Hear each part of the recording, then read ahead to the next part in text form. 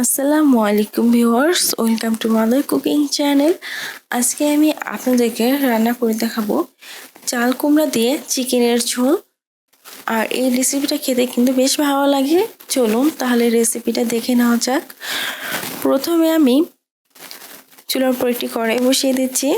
তার মধ্যে দিয়ে দিয়েছি মেরিনেট করা চাল কুমড়া। আর এই চাল কুমড়াগুলোকে আমি মিডিয়াম সাইজ করে কেটে নিয়েছি। আর এই চাল কুমড়াগুলোকে আমি হলুদ আর মরিচের গুঁড়ো দিয়ে খুবই ভালোভাবে ম্যারিনেট করে নিয়েছিলাম। আর এগুলোকে আমি তেলের মধ্যে দিয়ে দিয়েছি। আর এই তেলের মধ্যে আমি এই চাল কুমড়াগুলোকে প্রায় 30 থেকে 40% মতো ফ্রাই করে নিব। খুব বেশি ফ্রাই করা যাবে না। আমি বেশ কিছুক্ষণ সময় ধরে এই চাল কুমড়াগুলোকে খুবই ভালোভাবে ফ্রাই করে নিয়েছি। আর এই সময় চাল কুমড়াগুলো প্রায় 30 থেকে 40% মতো কুক হয়ে গেছে। আর আমি এই চাল কুমড়াগুলো ফ্রাই করার সময় চুলার আঁচটা একটু বাড়িয়ে রেখেছিলাম, যাতে এর উপরে খুব সুন্দর দাগ বসে। এখন আমি এই চাল কুমড়াগুলোকে উঠিয়ে নিচ্ছি। কড়াইয়ে থাকা অবশিষ্ট তেলের মধ্যে দিয়ে দিচ্ছি পেঁয়াজ কুচি 1/4 কাপ, দিয়ে দিচ্ছি সাদা এলাচ 4টি। আর এই এলাচগুলোকে আমি একটু ফাটিয়ে দিয়েছি, যাতে এর ভিতর থেকে এর স্মেলটা খুবই ভালোভাবে বের হতে পারে। দিয়ে দিচ্ছি দারচিনি 2টি টুকরা, লং 4টি, গোলমরিচ 15 থেকে 16টি, তেজপাতা 2টি। তারপর আমি এগুলোকে খুব ভালোভাবে নাড়িয়ে দিচ্ছি। আমি বেশ কিছুক্ষণ সময় ধরে এই মশলা আর পেঁয়াজ কুচিগুলোকে ফ্রাই করে নিয়েছি। এই সময় পেঁয়াজটা প্রায় মিডিয়াম ভাজা হয়ে গেছে।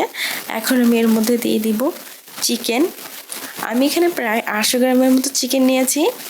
এখন আমি এই চিকেনগুলোকেও অনবরত নাড়িয়ে নাড়িয়ে রান্না করব। আমি বেশ কিছুক্ষণ সময় পেঁয়াজের সাথে এই চিকেনগুলোকে নাড়িয়ে নাড়িয়ে রান্না করেছি। এখন আমি এর মধ্যে দিয়ে দিব হলুদের গুঁড়া 1 চা চামচ, মরিচের গুঁড়া 1/2 টেবিল চামচ। আর ঝালটা আপনারা আপনাদের পছন্দ অনুযায়ী কম বা বেশি করে দিতে পারেন। দিয়ে দিচ্ছি লবণ 1 টেবিল চামচ।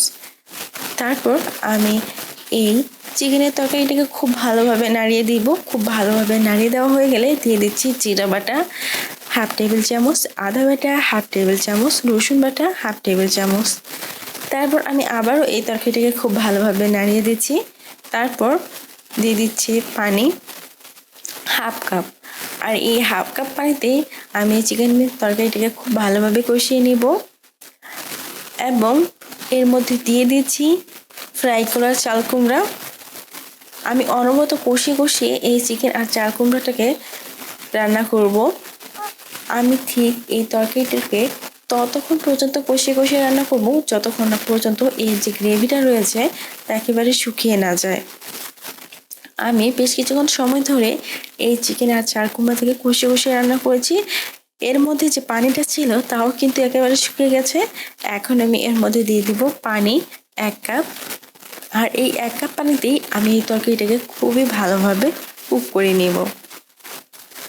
এখন আমি এর মধ্যে দিয়ে দিচ্ছি গরম মশলার গুঁড়া 1 চা চামচ। তারপর আমি তরকারিটাকে খুব ভালোভাবে নাড়িয়ে দিয়ে দিচ্ছি কাঁচামরিচ 2টি। তারপর আমি কড়াই ঢাকনা লাগিয়ে দিচ্ছি এবং এই তরকারিটাকে প্রায় 15 থেকে 16 মিনিটের মতো সময় চুলার মিডিয়াম হাই আছে খুবই ভালোভাবে রান্না করে নিব।